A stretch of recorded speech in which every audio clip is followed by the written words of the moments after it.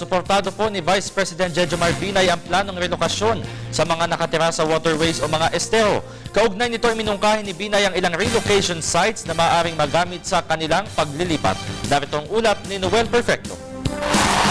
Matapos na iutos mismo ng Pangulong Benigno Aquino III ang agarang pagpapalikas na mahigit 20,000 informal settlers sa tabi ng 8 pangunahing waterways sa Metro Manila at mabigyan ng kanilang sariling tirahan sa mga relocation sites na ipatatayo, agad din itong sinangayunan ng pangalawang Pangulong Jejomar Binay kung saan inalok nito ang ilang mga relocation sites na maaaring magamit o paglipatan ng mga informal settlers na maalis sa mga delikadong gilid ng mga waterways sa Kamaynilaan. Meron pa kami mga relocation site.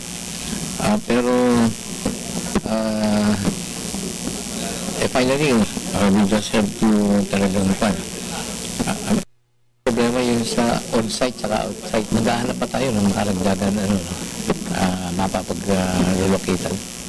Tungkol naman sa mga sanctions na ipapataw sa mga local authorities na patuloy na magiging pabaya sa kanilang tungkulin, sinabi ni Binay na nararapat lamang na mapatawa ng mga ito.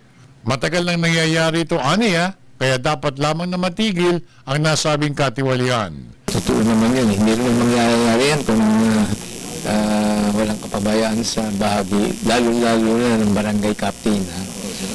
Kaya ba nung ako mayor, sabi ko, yung mga problemang ganyan, kayo unang-unang may kasalanan yan dahil pinababayaan niyo yun. The President had spoken already, that the government will be firm. That's also for their protection, danger zone yun.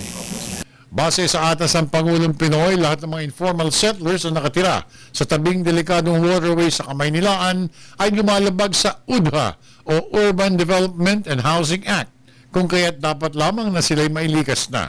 Sa ngayon, mayroon 50 bilyong pisong pondo ang nakalaan para sa pagpapaalis ng 100,000 informal settler families na nakatira sa waterway sa Metro Manila.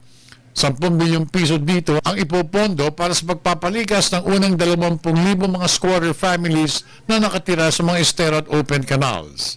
At sa susunod na taon, tag 10 bilyong piso rin ang gagamitin para tuluyan na maialis ang kasunod na 20,000 mga informal settler families hanggang sa taong 2016.